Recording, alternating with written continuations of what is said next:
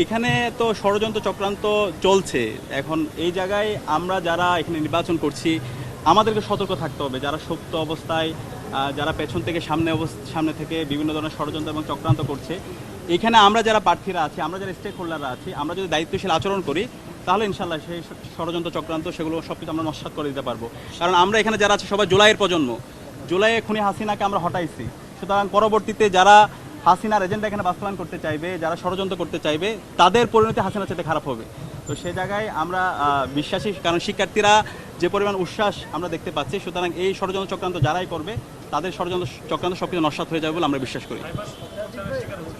Cyber এটা ইতিমধ্যে আমরা অভিযোগ দিয়েছি বিশ্ববিদ্যালয় প্রশাসনে। আমরা যেদিন থেকে প্রচারণা শুরু করেছি তখন থেকে দেখতে পাচ্ছি সিন্ডিকেটের প্রপাগান্ডা হচ্ছে।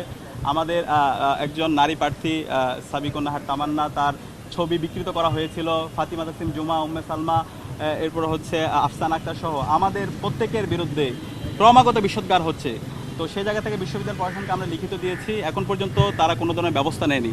তো সেই জায়গায় আমরা উদ্বিগ্ন এবং বিশ্ববিদ্যালয় প্রশাসন তাদের অপেশাদারিত্ব আচরণ এখন পর্যন্ত আমরা দেখতে পাচ্ছি। তো এই সব মিলিয়ে তারা যদি এই বিচারগুলো তারা করতে না পারে, শাস্তির আওতায় না নিয়ে আসতে পারে, তাহলে অপরাধীরা যারা আছে তারা তো আরও বড় বড় অপরাধ করার তারা সাহস দেখাবে।